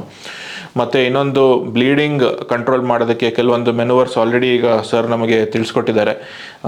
ಅಲ್ಲೇ ಲೋಕಲ್ ಮೆಡಿಸಿನ್ಸ್ ಹಾಕ್ಬೋದು ಅಥವಾ ಬಲೂನಲ್ಲಿ ಇನ್ಫ್ಲೇಟ್ ಮಾಡಿ ಬ್ಲೀಡಿಂಗ್ ಕಂಟ್ರೋಲ್ ಮಾಡ್ಬೋದು. ಈ ಥರ ಕೆಲವೊಂದು ಮೆಷರ್ಸ್ ಇರುತ್ತೆ. ಇದೆಲ್ಲ ಹೇಳುವ ಉದ್ದೇಶ ಏನಂದರೆ ಈ ಪ್ರೊಸೀಜರ್ ಶ್ವಾಸನಾಳದೊಳಗೆ ಮಾಡೋದಾದರೂ ಕೂಡ ರಿಲೇಟಿವ್ಲಿ ಸೇಫ್ ಪ್ರೊಸೀಜರ್ ಅಂತ ನಾವು ಹೇಳ್ಬೋದು, with risk and complications of less than 5%. So ಈಗ ಇದರಲ್ಲಿ ನಾವು ಈ ಬಸ್ ಬಗ್ಗೆ ಈಗೆಲ್ಲ ತಿಳ್ಕೊಂಡ್ವಿ. ಒಂದು ಅಡ್ವಾಂಟೇಜ್ ವಿತ್ ಈ ಬಸ್, ನಾವು ನಾರ್ಮಲ್ ಬ್ರಾಂಕೋಸ್ಕೋಪಲ್ಲಿ ಕೂಡ ನಾವು ಇದನ್ನು ಟಾರ್ಗೆಟ್ ಮಾಡ್ಲಿಕ್ಕೆ ಆಗಲ್ವಾ ಅಂತ ಒಂದು ಪ್ರಶ್ನೆ ಬರುತ್ತೆ. ಡೆಫಿನೆಟ್ಲಿ ಮಾಡ್ಬೋದು. ತುಂಬ ದೊಡ್ಡದಾಗಿದ್ದಲ್ಲಿ ನಾರ್ಮಲ್ ಬ್ರಾಂಕೋಸ್ಕೋಪಿಲು ಕನ್ವೆನ್ಷನಲ್ TBN ಅಂತ ಹೇಳ್ತೀವಿ, ಅದನ್ನು ಕೂಡ ಮಾಡ್ಬೋದು. ಬಟ್ ದ ಅಡ್ವಾಂಟೇಜ್ ನಾವು ಈ ಬಸ್ಸಲ್ಲಿ ಏನು ನೋಡ್ತೀವಿ ಅಂದರೆ, ನಾವು ನೋಡಿದಾಗೆ ಇಲ್ಲಿ ಈ ಲಿಂಫ್ ನೋಡ್ಗಳ ಸುತ್ತಲೂ ಮುತ್ತಲು ಎಲ್ಲ ದೊಡ್ಡ ದೊಡ್ಡ ರಕ್ತನಾಳಗಳಿದೆ. ಗ್ರೇಟ್ ವೆಸಲ್ಸ್ ಅಂತ ಆಗಲೇ ಏನು ಹೇಳಿದ್ರು ಡಾಕ್ಟರ್ ಶರತ್. ದೊಡ್ಡ ದೊಡ್ಡ ರಕ್ತನಾಳಗಳನ್ನು ಅವಾಯ್ಡ್ ಮಾಡಿ ಅದರಲ್ಲಿ ರಕ್ತನಾಳಗಳಿಗೆ ತೊಂದರೆ ಆಗದಂತೆ ನಾವು ಲಿಂಫ್ ನೋಡಿಂದ ಸ್ಯಾಂಪಲ್ ಮಾಡೋದಕ್ಕೆ ಈ ಬಸ್ ಅಂತ ಹೇಳ್ತೇವೆ. ಸೊ ಅಲ್ಟ್ರಾಸೌಂಡಲ್ಲಿ ನಾವು ಆ ರಕ್ತನಾಳಗಳನ್ನು ಗುರುತಿಸಿ ಅದನ್ನು ಬಿಟ್ಟು ಈ ಪಕ್ಕದಲ್ಲಿರುವಂತಹ ಲಿಂಫ್ ನೋಡನ್ನು ಸೇಫ್ ಆಗಿ ನಾವು ಅದನ್ನು ಸ್ಯಾಂಪಲ್ ಮಾಡುವಂಥ ಒಂದು ವಿಧಾನ ಈ ಬಸ್ TBN ಅಂತ. ಈಗ ನಾವು ಕಾನ್ವೆಕ್ಸ್ ಪ್ರೋಬ್ ಈ ಬಸ್ ಬಗ್ಗೆ ಸಾಕಷ್ಟು ಮಾಹಿತಿ ತಿಳ್ಕೊಂಡಿದ್ದೀವಿ. ಇನ್ನೊಂದು ಈ ಬಸ್ ವೇರಿಯಂಟ್ ಅಂತ ಅಥವಾ ಇನ್ನೊಂದು ವಿಧಾನ ಅಂತ ಹೇಳಿದರೆ ರೇಡಿಯಲ್ ಈ ಬಸ್ ಅಂತ ಕರಿತೀವಿ. ಕೆಲವೊಂದು ಸ್ಯಾಂಪ್ಲಿಂಗ್, ಕೆಲವೊಂದು ಗೆಡ್ಡೆಗಳು ಅಥವಾ ಕೆಲವೊಂದು ಲಿಂಫ್ ನೋಡ್ಸ್ಗಳು ಕಾನ್ವೆಕ್ಸ್ ಪ್ರೋಬ್ ಈ ಬಸ್ ಅಥವಾ ಈಗ ನಾವು ಡಿಸ್ಕಸ್ ಮಾಡಿರುವಂತಹ ಒಂದು ಪ್ರೊಸೀಜರ್ನಲ್ಲೇ ಸಿಗಬಹುದು. ಕೆಲವೊಂದಕ್ಕೆ ಇದರಲ್ಲಿ ಆಗದೇ ಇರುವಂಥದ್ದು ಕೆಲವೊಂದು ರೇಡಿಯಲ್ ಈ ಬಸ್ ಅಂತ ಇನ್ನೊಂದು ವಿಧಾನ ಇರುತ್ತೆ. ಸರ್, ಇದ್ರ ಬಗ್ಗೆ ಸ್ವಲ್ಪ ತಿಳಿಸ್ಕೊಡಿ. ಸೊ ಈಗಾಗಲೇ ಶರತ್ ಹೇಳಿದಾಗೆ ರೇಡಿಯಲ್ ಪ್ರೋಬ್ ಈ ಬಸ್, ಈ ಶ್ವಾಸದ ಸುತ್ತಮುತ್ತಲು ಇರುವಂಥದ್ದು ನಾವು ಕಾನ್ವೆಕ್ಸ್ ಪ್ರೋಬ್ ಈ ಬಸ್. ಶ್ವಾಸಕ್ಕೆ ಅಂಟಿಕೊಂಡಂತೆ ನಾವು ಬ್ರಾಂಕೋಸ್ಕೋಪನ್ನಿಟ್ಟು ಅಲ್ಟ್ರಾಸೌಂಡಲ್ಲಿ ನೋಡಿ ಲಿಂಫ್ ನೋಡಿಂದ ಸ್ಯಾಂಪಲ್ ಮಾಡೋವಂಥದ್ದು. ಈಗ ಬೇರೆ ಬೇರೆ ಕಾಯಿಲೆಗಳಲ್ಲಿ ಇನ್ನು ಆಚೆ ಶ್ವಾಸಕೋಶದ ಒಳಗಡೆ, ಲಂಗ್ಸಿನ ಒಳಗಡೆ ಇರುವಂತಹ ಒಂದು ನಾಡ್ಯೂಲ್ ಆಗಿರ್ಬೋದು ಅಥವಾ ಒಂದು ಸಣ್ಣ ಗೆಡ್ಡೆ ಥರ ಇರುವಂಥದ್ದಾಗಿರ್ಬೋದು, ಅದು ಏನಪ್ಪ ಅಂತ ತಿಳ್ಕೊಳ್ಳಿಕ್ಕೆ ನಮಗೆ ರೇಡಿಯಲ್ ಈ ಬಸ್ ಅಂತ ಹೇಳ್ತೀವಿ. ರೇಡಿಯಲ್ ಈ ಬಸ್ ಅಂತ ಹೇಳಿದ್ರೆ ನಾವು ಈ ಶ್ವಾಸಕೋಶಗಳನ್ನೇ, ಶ್ವಾಸದ ನಾಳಗಳನ್ನು ಫಾಲೋ ಮಾಡಿಕೊಂಡು ಎಲ್ಲಿ ಆ ತೊಂದರೆ ಇದೆ ಅಲ್ಲಿವರೆಗೂ ಒಂದು ಅಲ್ಟ್ರಾಸೌಂಡ್ ಪ್ರೋಬನ್ನು ಹಾಕಿ ನೋಡ್ತೀವಿ. ಅಲ್ಟ್ರಾಸೌಂಡ್ ಪ್ರೋಬನ್ನು ಹಾಕಿದಾಗ ಏನಾಗುತ್ತೆ, ನಮಗೆ ಅದು ಆ್ಯಕ್ಯುರೆಸಿ, ಆ ಸ್ಯಾಂಪಲ್ ನಾವೇನು ಸ್ಯಾಂಪಲ್ ತೊಗೊಳ್ತೇವೆ ಅದರ ಆ್ಯಕ್ಯುರೆಸಿ ತುಂಬ ಚೆನ್ನಾಗಾಗ್ತಾ ಹೋಗುತ್ತೆ. ಈಗ ನಾಡ್ಯೂಲ್ಸ್ ಅಂತ ಬಂದಾಗ, ನಾಡ್ಯೂಲ್ಸಲ್ಲಿ ಬೇರೆ ಬೇರೆ ವಿಧಾನದ ನಾಡ್ಯೂಲ್ಸ್ ಇದೆ. Depending upon the size they are divided. Less than 2 millimetre ಅದಕ್ಕೆ ನಾವು ಮಿಲ್ಲೆಟ್ ಸೈಜ್ ನಾಡ್ಯೂಲ್ ಅಂತ ಹೇಳ್ತೀವಿ. ಇವಾಗ TB ಆದಂಥ ಎಕ್ಸ್ಟೆನ್ಸಿವ್ TB ಆದವರಲ್ಲಿ ಅಥವಾ ಕ್ಯಾನ್ಸರಲ್ಲಿ ಎಕ್ಸ್ಟೆನ್ಸಿವ್ ಸ್ಪ್ರೆಡ್ ಆದವರಲ್ಲಿ ಮಿಲಿಯರಿ ಅಪಿಯರೆನ್ಸ್ ಅಂತ ಹೇಳ್ತೀವಿ. ಅದು ಲೆಸ್ ದೆನ್ 2 ಮಿಲಿಮೀಟರ್ ನಾಡ್ಯೂಲ್ ಇರುತ್ತೆ. 2 ಮಿಲಿಮೀಟರ್ ಟು 2 ಸೆಂಟಿಮೀಟರ್ ನಾಡ್ಯೂಲ್ ಇನ್ನೊಂದು ವಿಧಾನದಾಗಿರುತ್ತೆ. ಮೋರ್ ದೆನ್ 2 ಸೆಂಟಿಮೀಟರ್ದು ಇನ್ನೊಂದು ವಿಧಾನ, ಮೂರನೇ ವಿಧಾನ ಆಗಿರುತ್ತೆ. ಮೋರ್ ದೆನ್ 2 ಸೆಂಟಿಮೀಟರ್ ಅವರಲ್ಲಿ ನಾವು ಆಚೆಯಿಂದ ಬಯಾಪ್ಸಿ ಕೂಡ ಮಾಡುವಂಥ ಒಂದು ಆಪರ್ಚುನಿಟಿ ನಮಗಿರುತ್ತೆ. ಈ 2 ಮಿಲಿಮೀಟರ್ ಟು 2 ಸೆಂಟಿಮೀಟರ್ ಇರುವಂತಹ nodule is the tricky one. ಅದಕ್ಕೆ ನಾವು ಬೇಕಾದಂತಹ ಒಂದು ವಿಧಾನ ಎಂಡೋಬ್ರಾಂಕಿಯಲ್ ಅಲ್ಟ್ರಾಸೌಂಡ್. ಸೊ ರೇಡಿಯಲ್ ಪ್ರೋಬ್ ಈ ಬಸ್ ಅಂತ ಕರಿತೀವಿ. RP ಈ ಬಸ್ ಗೈಡೆಡ್ ಟ್ರಾನ್ಸ್ಬ್ರಾಂಕಿಯಲ್ ಬಯಾಪ್ಸಿ ಅಂತ ಹೇಳ್ತೇವೆ ಇದಕ್ಕೆ. ಈ ಬಸ್ಸಲ್ಲಿ ಆ ನಾಡ್ಯೂಲ್ ಎಲ್ಲಿದೆ ಅನ್ನೋದನ್ನು ನಾವು ಗುರ್ತು ಮಾಡಿ ಆ ಜಾಗವನ್ನು ಮಾರ್ಕ್ ಮಾಡಿ ಅಂಡರ್ ಫ್ಲೂರೋಸ್ಕೋಪಿ ಅಥವಾ ಅಂಡರ್ ಗೈಡೆನ್ಸ್ ನಾವು ಆ ಜಾಗದಿಂದ, ಸ್ಪೆಸಿಫಿಕ್ ಜಾಗದಿಂದ ಸ್ಯಾಂಪಲ್ ತೊಗೊಂಡು ಅದನ್ನು ಟೆಸ್ಟಿಗೆ ಕೊಡುವಂಥದ್ದು. ಇದು ರೇಡಿಯಲ್ ಪ್ರೋಬ್ ಈ ಬಸ್. ಇದು ನಮಗೆ ಬೇರೆ ಬೇರೆ ಕಾರಣ ಏನು, ಇವಾಗ ನಾಡ್ಯೂಲ್ ಬರಲಿಕ್ಕೆ ಕಾರಣ ಏನು, ಕ್ಯಾನ್ಸರ್ ಹರಡಿರುವಂತಹದ್ದೊಂದ ಅಥವಾ TB ಇಂದಾಗಿರುವಂಥದ್ದ ಅಥವಾ ಮೂರನೇದು TBಯೂ ಅಲ್ಲದೆ ಕ್ಯಾನ್ಸರೂ ಅಲ್ಲದೆ ಬೇರೆ ಒಂದು ಸಾಮಾನ್ಯ ಇನ್ಫೆಕ್ಷನ್ ಅಥವಾ ಆರ್ಗನೈಸಿಂಗ್ ನಿಮೋನಿಯಾ ಅಂತ ಹೇಳ್ತೀವಿ, ಇದೇನಾದರೂ ಇರುವಂಥದ್ದ ಅನ್ನೋದು ನಮಗೆ ಸ್ವಲ್ಪ ಖಚಿತವಾಗುತ್ತೆ. ಅದಕ್ಕೆ ಹೆಲ್ಪ್ ಮಾಡುವಂಥದ್ದು ರೇಡಿಯಲ್ ಪ್ರೋಬ್ ಈ ಬಸ್. ಸೊ ಈಗಾಗಲೇ ನಾವು ಸಾಕಷ್ಟು ಮಾಹಿತಿಗಳನ್ನ ತಿಳ್ಕೊಂಡಿದ್ದೀವಿ. ಅಂದರೆ ಬ್ರಾಂಕೋಸ್ಕೋಪಿ ಅಂದರೆ ಏನು, ಬ್ರಾಂಕಿಯಲ್ ವೆಲಾರ್ ಲವಾಜ್ ಅಂದರೆ ಏನು, ಈ ಬಸ್ ಅಂದರೆ ಏನು, ಅದರಲ್ಲಿ ಕೂಡ 2 ವಿಧಾನ, ಅಂದರೆ ಒಂದು ರೇಡಿಯಲಿಬಸ್ ಆಗಿರ್ಬೋದು, ಇನ್ನೊಂದು ಕಾನ್ವೆಕ್ಸ್ ಪ್ರೋಬಿಬಸ್ ಆಗಿರ್ಬೋದು, ಇದ್ರ ಬಗ್ಗೆ ಎಲ್ಲ ತಿಳ್ಕೊಂಡಿದ್ದೀವಿ. ಇದನ್ನೆಲ್ಲ ಕೇಳಿದಾಗ ನಮ್ಮ ವೀಕ್ಷಕರಲ್ಲಿ ಕೆಲವೊಂದು ಪ್ರಶ್ನೆಗಳು ಉಂಟಾಗಬಹುದು. ಮುಖ್ಯವಾಗಿ ಈ ಪ್ರೊಸೀಜರ್ಗಳು ಬೇಕಾದಲ್ಲಿ ಅಥವಾ ಈ ಪ್ರೊಸೀಜರ್ಗಳು ಯಾರಿಗಾದರೂ ಅಡ್ವೈಸ್ ಮಾಡಿದಲ್ಲಿ ಆ ಥರ ವ್ಯಕ್ತಿ ಏನು ಪ್ರಿಪ್ರೇಷನ್ ಬೇಕಾಗ್ಬೋದು ಅಂತ ಸ್ವಲ್ಪ ತಿಳಿಸ್ಕೊಡಿ ಸರ್. ಏನು ಪ್ರೀ ಪ್ರೊಸೀಜರಲ್ ಪ್ರಿಪ್ರೇಷನ್ ಅಂತ ಹೇಳ್ತೀವಿ ಅಥವಾ ಪ್ರೊಸೀಜರ್ಗೆ ಮುಂಚಿನ ತಯಾರಿಗಳು ಏನೆಲ್ಲ ಇರಬಹುದು? ಸೊ ನಿಮ್ಮ ಶ್ವಾಸಕೋಶ ತಜ್ಞರು ಪಲ್ಮನಾಲಜಿಸ್ಟ್ ನಿಮಗೆ ಬ್ರಾಂಕೋಸ್ಕೋಪಿ ಬೇಕು ಅಂತ ಹೇಳಿದ್ದಾಗ, ಬ್ರಾಂಕೋಸ್ಕೋಪಿ ಅಥವಾ ಲವಾಜ್ ಅಥವಾ ಬಯೋಪ್ಸಿ ಬೇಕು ಅಂತ ಹೇಳಿದಾಗ ಒಂದು 3-4 ಪ್ರಿಪ್ರೇಷನ್ಸ್ ಬೇಕಾಗ್ತದೆ ನಮಗೆ. ಒಂದು ಅಂತ ಹೇಳಿದರೆ ರೀಸೆಂಟ್ ಬ್ಲಡ್ ಟೆಸ್ಟ್, ಒಂದು 15 ದಿನದ ಒಳಗಡೆ ಆದಂತಹ ಬೇಸಿಕ್ ಬ್ಲಡ್ ಟೆಸ್ಟ್. ಇವಾಗ ಕಂಪ್ಲೀಟ್ ಬ್ಲಡ್ ಕೌಂಟ್ ಆಗಿರ್ಬೋದು, ಕಿಡ್ನಿ ಫಂಕ್ಷನ್ ಆಗಿರ್ಬೋದು, ಲಿವರ್ ಫಂಕ್ಷನ್ ಆಗಿರ್ಬೋದು, ಬ್ಲೀಡಿಂಗ್ ಪ್ಯಾರಾಮೀಟರ್ಸ್ ಆಗಿರ್ಬೋದು, PTINR ಅಂತ ಹೇಳ್ತೇವೆ. ಒಂದು ಬೇಸಿಕ್ ಬ್ಲಡ್ ಟೆಸ್ಟ್ ಬೇಕಾಗುತ್ತೆ. ಎರಡನೇದು ನಾವು ಈ ಪ್ರೊಸೀಜರನ್ನು OTಯಲ್ಲಿ ಮಾಡೋದ್ರಿಂದ, ಅನಸ್ತೇಷಿಯಾ ಪ್ರಯೋಗ ಮಾಡೋದ್ರಿಂದ ಹಾರ್ಟಿನ ವ್ಯವಸ್ಥೆ ಹೇಗಿದೆ, ಹಾರ್ಟಿನ ತೊಂದರೆ ಏನಾದ್ರು ಇದೆಯಾ, ಅದು ECG ಬೇಕಾ, ಇಕೋ ಬೇಕಾ ಅನ್ನೋದನ್ನು ನಾವೊಂದು ನೋಡಬೇಕಾಗ್ತದೆ. ಇದು ಎರಡು ಮಾಡಿ ಎಲ್ಲ ನಾರ್ಮಲ್ ಇದ್ದಾಗ 3ನೇ ಸ್ಟೆಪ್ ಆಗಿ ನಾವು ನಮ್ಮ ಅನಸ್ತೇಷಿಯಾ ಟೀಮ್ಗೆ ಪೇಷಂಟನ್ನು ಫಾರ್ವರ್ಡ್ ಮಾಡ್ತೀವಿ. ಅವರು ಪ್ರೀ ಅನಸ್ಥೆಟಿಕ್ ಚೆಕಪ್ ಅಂತ ಹೇಳ್ತಾರೆ. ಅವರು ಇದನ್ನೆಲ್ಲ ನೋಡಿ ಎಲ್ಲ ಓಕೆ ಇದ್ದಲ್ಲಿ ಏನು ರಿಸ್ಕ್, ಪೇಷಂಟ್ ಯಾವ ರಿಸ್ಕ್ ಕ್ಯಾಟಗರಿಗೆ ಬರ್ತಾರೆ ಅನ್ನೋದನ್ನು ಅವರು ಡಿಸೈಡ್ ಮಾಡಿ ಅದನ್ನು ಏನೇನು ಮಾಡಬೇಕು ಅಂತ ಹೇಳ್ತಾರೆ. 4ನೇದಾಗಿ ಪ್ರೊಸೀಜರ್ ದಿನ ಪೇಷಂಟು ಅಟ್ಲೀಸ್ಟ್ 6 ಗಂಟೆ ಕಾಲ ಖಾಲಿ ಹೊಟ್ಟೆ ಇರಬೇಕಾಗುತ್ತೆ. ಸೊ ಬೆಳಿಗ್ಗೆ ಒಂದು 6-6:30ಗೆ ಏನಾದರೂ ತಿಂಡಿ ಅಥವಾ ಒಂದು ಇಡ್ಲಿನೋ ಅಥವಾ ಸ್ವಲ್ಪ ಗಂಜಿನೋ ಏನಾದರೂ ತೊಗೊಂಡು ಆಮೇಲೆ ಖಾಲಿ ಹೊಟ್ಟೆ ಇರಬೇಕಾಗುತ್ತೆ. 9-9:30 ಅಷ್ಟೊತ್ತಿಗೆ ಇಲ್ಲಿ ಬಂದು ನಮ್ಮಲ್ಲಿ ಪ್ರೆಸೆಂಟ್ ಆದರೆ ಬೈ ಅರೌಂಡ್ 11:30 ನಾವು ಅಬೌಟ್ 5 to 6 ಅವರ್ಸ್ ನಾವು ಖಾಲಿ ಹೊಟ್ಟೆ ನೋಡಿಕೊಂಡು ಪ್ರೊಸೀಜರನ್ನು ಮಾಡ್ಬೋದು. ಇದು to minimise the risk of complications. So ಇದು ನಮಗೆ ಬೇಕಾಗಿರುವಂಥ ಪ್ರಿಪ್ರೇಷನ್ಸ್. ಅಪ್ರಾಕ್ಸಿಮೇಟ್ಲಿ ಈ ರೀತಿಯಾದಂತಹ ಪ್ರೊಸೀಜರ್ ಬೇಕಾದಲ್ಲಿ ಆಸ್ಪತ್ರೆಯಲ್ಲಿ ಅಡ್ಮಿಟ್ ಆಗೋ ಅವಶ್ಯಕತೆ ಇರಬಹುದಾ, ಅಥವಾ ಅಡ್ಮಿಟ್ ಆದರೆ ಎಷ್ಟು ದಿನ ಸ್ವಲ್ಪ ತಿಳಿಸ್ಕೊಡಿ ಸರ್. ಸೊ ನಾವು ಬ್ರಾಂಕೋಸ್ಕೋಪಿ, ಬಯೋಪ್ಸಿ, ಲವಾಜ್ ಅಂತ ಹೇಳಿದಾಗ ನಾವು ಪೇಷಂಟ್ಸ್ನ ಡೇ ಕೇರ್ ಅಡ್ಮಿಷನ್ ಅಂತ ಹೇಳ್ತೇವೆ. It is a short admission. Patient ಬೆಳಿಗ್ಗೆ ಬಂದು ಅಡ್ಮಿಟ್ ಆಗ್ತಾರೆ. ಪ್ರೊಸೀಜರ್ ಬೆಳಿಗ್ಗೆ ಮಧ್ಯಾಹ್ನ ಅಷ್ಟೊತ್ತರಲ್ಲಿ ಪ್ರೊಸೀಜರ್ ಆಗುತ್ತೆ. The whole procedure time will be about 30 to 45 minutes. ಏನು ತೊಂದರೆ ಇಲ್ಲದೇ ಇದ್ದಾಗ, ಇನ್ ಕೇಸ್ ಕಾಂಪ್ಲಿಕೇಶನ್ ಆದರೆ ಸ್ವಲ್ಪ ಟೈಮ್ ಜಾಸ್ತಿ ಬೇಕಾಗ್ಬೋದು. ಫಾರ್ ಎಕ್ಸಾಂಪಲ್ ಸ್ವಲ್ಪ ಬ್ಲೀಡಿಂಗ್ ಆದಾಗ ಅದನ್ನು ಕಂಟ್ರೋಲ್ ಮಾಡಲಿಕ್ಕೆ ನಮಗೆ ಸ್ವಲ್ಪ ಟೈಮ್ ಬೇಕಾಗ್ಬೋದು. ಅದರ್ವೈಸ್ ನಾರ್ಮಲಿ ಒಂದು ಅರ್ಧದಿಂದ 3/4 ಗಂಟೆ ಕಾಲ ಪ್ರೊಸೀಜರ್ ನಡೆಯುತ್ತೆ. ಪ್ರೊಸೀಜರ್ ಆದ ನಂತರ ಒಂದು 2 ಗಂಟೆ ಕಾಲ ಪೇಷಂಟನ್ನು ಮಾನಿಟರ್ ಮಾಡ್ತೀವಿ. ಆ ಅನಸ್ತೇಷಿಯಾ ಎಫೆಕ್ಟ್ ಕಂಪ್ಲೀಟಾಗಿ ಇಳಿದು ಪೇಷಂಟ್ ಕಾನ್ಷಿಯಸ್ನೆಸ್ ನಾರ್ಮಲ್ ಆಗೋವರೆಗೂ ನಾವು ಪೇಷಂಟ್ನ ಮಾನಿಟರ್ ಮಾಡ್ತೇವೆ. ನಮ್ಮ ಡೇ ಕೇರ್ ICU ಆಗಿರ್ಬೋದು ಅಥವಾ ಸರ್ಜಿಕಲ್ ICU ಆಗಿರ್ಬೋದು, ಪೇಷಂಟ್ನ ಮಾನಿಟರ್ ಮಾಡ್ತೇವೆ. ಅದಾದ ನಂತರ ಪೇಷಂಟಿಗೆ ಎಲ್ಲ ಅನಸ್ತೇಷಿಯಾ ಎಫೆಕ್ಟ್ ಇಳಿದ ಮೇಲೆ ಸ್ವಲ್ಪ ಕುಡಿಲಿಕ್ಕೆ ನೀರು ಕೊಟ್ಟು ಆಮೇಲೆ ಏನಾದರೂ ತಿಂಡಿಯನ್ನು ಕೊಟ್ಟು ದ ಸೇಮ್ ಡೇ ಸಾಯಂಕಾಲ 5:30-6 ಗಂಟೆ ಅಷ್ಟರಲ್ಲಿ ಡಿಸ್ಚಾರ್ಜ್ ಮಾಡ್ತೇವೆ. So it is more or less a day care procedure. So complication ಇಲ್ಲದಿದ್ದಲ್ಲಿ ನಮಗೆ ಏನೂ ಅಡ್ಮಿಷನ್ ಬೇಕಾಗೋದಿಲ್ಲ. ಸಮ್ಟೈಮ್ಸ್ ಏನು ಅಂದರೆ ಬಯೋಪ್ಸಿ ಮಾಡಿದಾಗ ನೀಮೋಥೊರಾಕ್ಸ್ ಅಂತ ಹೇಳ್ತೇವೆ, ಅಂದರೆ ಗಾಳಿ ಚೀಲ ಒಡ್ಕೊಳ್ಳೋದು, ಅದು ಒಂದು ಪಾಸಿಬಲ್ ಕಾಂಪ್ಲಿಕೇಶನ್. ಆ ಥರ ಆದಾಗ 1 ಅಥವಾ 2 ದಿನದ ಹಾಸ್ಪಿಟಲೈಸೇಷನ್ ಬೇಕಾಗಬಹುದು. ಈಗ ಪ್ರೊಸೀಜರ್ನ ಬಗ್ಗೆ ಸಾಕಷ್ಟು ತಿಳ್ಕೊಂಡಿದ್ದೀವಿ. ಪ್ರೊಸೀಜರ್ ಪೋಸ್ಟ್ ಪ್ರೊಸೀಜರಲ್ ಕೇರ್ ಅಥವಾ ಪ್ರೊಸೀಜರ್ ಆದ ನಂತರ ಒಬ್ಬ ರೋಗಿ ಏನೆಲ್ಲ ಪ್ರಿಕಾಷನ್ಸನ್ನು ತಗೋಬೇಕು? ಸೊ ಎನಿ ಪೇಷಂಟ್ ಇವಾಗ ಬ್ರಾಂಕೋಸ್ಕೋಪಿ ಮಾಡಿ ಆದಮೇಲೆ, ಬಯೋಪ್ಸಿ ಆದಮೇಲೆ ಜನರಲ್ ಪ್ರಿಕಾಷನ್ಸ್ ಅಂತ ಹೇಳ್ತೇವೆ. ಜನರಲ್ ಪ್ರಿಕಾಷನ್ಸ್ ಅಂತ ಹೇಳಿದ್ರೆ ಫಾರ್ ದ ನೆಕ್ಸ್ಟ್ 4-5 ದಿನದವರೆಗೆ ಏನು ಹೆವಿ ಆದಂಥದ್ದು ಕೆಲಸ ಮಾಡಿದೆ, ಏನು ಹೆವಿ ಎತ್ತೋದಂಥದ್ದಾಗಲಿ ಅಥವಾ ತುಂಬ ಸ್ಟ್ರೈನ್ ಇರುವಂಥ ಕೆಲಸ ಏನು ಮಾಡದೇ ಇರೋದು ಅಡ್ವೈಸಬಲ್. ಎರಡನೇದು, ಪೇಷಂಟ್ ಪ್ರೊಸೀಜರ್ ಆದ ದಿನ ಟ್ರಾವೆಲ್ ಮಾಡೋದು ಬೇಡ ಅಂತ ಹೇಳ್ತೀವಿ ನಾವು. ಜನರಲಿ ಟ್ರಾವೆಲ್ ಬೇಕಾದಲ್ಲಿ ಮುಂದೆ ನೆಕ್ಸ್ಟ್ ಡೇಗೆ ನಾವು ಅದನ್ನು ಪೋಸ್ಟ್ಪೋನ್ ಮಾಡತಕ್ಕಂಥದ್ದು. ಮೂರನೇದಾಗಿ, ಈಗ ಪ್ರೊಸೀಜರ್ ಮಾಡಿ ಆದಮೇಲೆ ಒಂದು ಬಯೋಪ್ಸಿ ಮತ್ತೊಂದು ಆದಾಗ ಸ್ವಲ್ಪ ಬ್ಲೀಡಿಂಗ್ ಆಗುವಂಥದ್ದು ಸಹಜ. ಪೋಸ್ಟ್ ಪ್ರೊಸೀಜರ್ ಕೂಡ ಸ್ವಲ್ಪ ಅಲ್ಲಿ ಹೆಪ್ಪುಗಟ್ಟಿದಂತಹ ರಕ್ತ ಕಫದಲ್ಲಿ ಸಮ್ಟೈಮ್ಸ್ ಕಾಣಿಸ್ಕೊಳ್ಬೋದು. ಅದಕ್ಕೆ ಗಾಬರಿ ಆಗುವಂಥದ್ದಿಲ್ಲ. ಅದಕ್ಕೆ ಏನು ಮೆಡಿಸಿನ್ ಬೇಕನ್ನೋದನ್ನು ನಾವು ಡಿಸ್ಚಾರ್ಜ್ ಸಮರಿಯಲ್ಲಿ ಬರೆದು ಕೊಟ್ಟಿರ್ತೇವೆ. ನಾಲ್ಕನೇದಾಗಿ ಒಂದು ಪೇಷಂಟಿಗೆ ಪ್ರೊಸೀಜರ್ ಆದ ನಂತರ ಜ್ವರ ಬರುವಂಥ 1 ಅಥವಾ 2 ದಿನ ಜ್ವರ ಕಾಣಿಸ್ಕೊಳ್ಬಹುದು. ಅದಕ್ಕೂ ಕೂಡ ಗಾಬರಿ ಆಗದಂತಿರುವ ವಿಷಯ. ಅದಕ್ಕೆ ಏನು ಬೇಕು ಮೆಡಿಸಿನ್ನು ನಾವು ಬರೆದು ಕೊಟ್ಟಿರ್ತೇವೆ. ಇಷ್ಟು ಬಿಟ್ಟು ಬೇರೆ ಏನು ಬೇಕಾಗೋದಿಲ್ಲ. ಈ ಸಿಂಪಲ್ ಪ್ರೊಸೀಜರ್ ಆದಲ್ಲಿ ಏನು ಜನರಲಿ ಬೇರೆ ಎಕ್ಸ್ಟ್ರಾ ಏನು ಬೇಕಾಗೋದಿಲ್ಲ. ಈಗಾಗಲೇ ನಾವು ಸಾಕಷ್ಟು ವಿಚಾರ ಮಾಡಿರುವಂಥ ಈ ಪ್ರೊಸೀಜರ್ಗಳಂದರೆ basically these are diagnostic test. ಅಂದರೆ ಕಾಯಿಲೆ ಯಾವ ರೀತಿಯಾದಂಥದ್ದು, ಕ್ಯಾನ್ಸರ್ ಉಂಟಾದಲ್ಲಿ ಯಾವ ಥರದ ಕ್ಯಾನ್ಸರ್, ಅಥವಾ ಕ್ಯಾನ್ಸರ್ ಇದೆಯಾ, ಕ್ಯಾನ್ಸರ್ ಇಲ್ಲವಾ, ಅಥವಾ ಸಾಮಾನ್ಯವಾದ ಇನ್ಫೆಕ್ಷನ್ ಇದೆಯಾ, ಇದನ್ನೆಲ್ಲ ನೋಡೋದಕ್ಕೆ ಮಾಡುವಂಥ ಈ ಪ್ರೊಸೀಜರ್ ಇದು ಡಯಾಗ್ನೋಸ್ಟಿಕ್ ಟೆಸ್ಟ್ ಅಂತ ನಾವು ಹೇಳ್ತೀವಿ.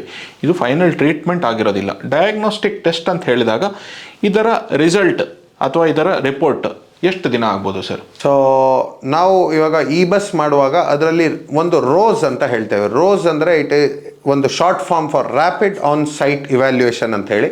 ನಾವು ಪ್ರೊಸೀಜರ್ ಆವಾಗಲೇ ನಾವು ಇಮಿಡಿಯೇಟ್ಲಿ ಅದನ್ನು ನಮ್ಮ ಪೆಥಾಲಜಿ ಲ್ಯಾಬಿಗೆ ಕಳಿಸಿ ಅಲ್ಲಿಂದ ನಾವು ರ್ಯಾಪಿಡ್ ಸ್ಟೈನಿಂಗ್ ಮಾಡಿ ಇಮಿಡಿಯೇಟ್ಲಿ ನಮಗೆ ವಿತಿನ್ 15 to 20 ಮಿನಿಟ್ಸ್ ನಮಗೆ ರಿಪೋರ್ಟ್ ತಿಳಿಯುವಂಥದ್ದು. ಏನು ಇವಾಗ ಯಾವುದು ಎಕ್ಸಾಕ್ಟ್ ಯಾವ ಟೈಪ್ ಆಫ್ ಕ್ಯಾನ್ಸರ್ ಅಂತ ಇಮಿಡಿಯೇಟ್ಲಿ ತಿಳಿದೇ ಇರ್ಬೋದು, ಬಟ್ ಕ್ಯಾನ್ಸರ್ ಇದೆಯೋ ಇಲ್ವೋ, ನಾವು ಮಾಡಿರೋ ಸ್ಯಾಂಪ್ಲಿಂಗ್ ಸಾಕಾಗುತ್ತೋ ಇಲ್ವೋ, ಆ್ಯಡಿಕ್ವೇಟ್ ಇದೆಯಾ ಇಲ್ವಾ, ಅಥವಾ ಇನ್ನೂ ಸ್ಯಾಂಪ್ಲಿಂಗ್ ಬೇಕಾ ಅಂತ ಒಂದು ತಿಳಿಯುವಂಥದ್ದು. ಅದಲ್ಲದೆ ನಾವು ಇವಾಗ TBಗಾಗಲಿ ಮತ್ತೊಂದಕ್ಕೆ ನಾವು ಬಯಾಪ್ಸಿಸ್ ಮಾಡಿದಾಗ ಅಥವಾ ಸ್ಯಾಂಪಲಿಂಗ್ ಮಾಡಿದಾಗ ಜೀನ್ ಎಕ್ಸ್ಪರ್ಟ್ ಅಂತ ಒಂದು ಹೇಳ್ತೇವೆ, CB-NAT ಅಂತ ಕರೀತಾರೆ. ಸೊ ಅದು TBಗೆ ರ್ಯಾಪಿಡ್ ಟೆಸ್ಟಿಂಗ್ ಫಾರ್ TB. ಅದರದ್ದು turn around time around 2 hours ಇರುತ್ತೆ. ಸೊ ಪ್ರೊಸೀಜರ್ ಮಾಡಿದ ದಿನವೇ ಸಾಯಂಕಾಲ ಅವ್ರ ಮನೆಗೆ ಹೋಗುವ ಮುನ್ನ ಸಮ್ಟೈಮ್ಸ್ TB ಇದೆಯೋ ಇಲ್ವೋ ಅನ್ನೋದು ನಮಗೆ ಖಚಿತವಾಗಿ ಗೊತ್ತಾಗುತ್ತೆ. ಅದಲ್ಲದೆ ಇವಾಗ ನಾವು ಒಂದು ಬಯಾಪ್ಸಿ ಸ್ಯಾಂಪಲ್ ತೊಗೊಂಡಿದ್ರೆ ಅದು 2 ರಿಂದ 3 ದಿನ ಆಗುತ್ತೆ ಅದರದ್ದು ರಿಪೋರ್ಟ್ ಬರಲಿಕ್ಕೆ. ಯಾಕೆಂದರೆ ಅದು ಸ್ವಲ್ಪ ಅದರದ್ದು ಪ್ರೊಸೀಜರ್ಸ್ ಇದ್ದಾವೆ, ಅದನ್ನು ಬ್ಲಾಕ್ ಮಾಡಿ ಅದನ್ನು ನೋಡುವಂಥದ್ದು. ಅದಕ್ಕೆ 2 ರಿಂದ 3 ದಿನ ಬೇಕಾಗುತ್ತೆ. ಕಲ್ಚರ್ ಅಂತ ನಾವೇನು ಕಳಿಸ್ತೀವಿ, ಆ ಕಲ್ಚರ್ ರಿಪೋರ್ಟ್ ನೋಡಲಿಕ್ಕೂ ಕೂಡ ನಮಗೆ ಒಂದು 4 ರಿಂದ 5 ದಿನ ಬೇಕಾಗುತ್ತೆ.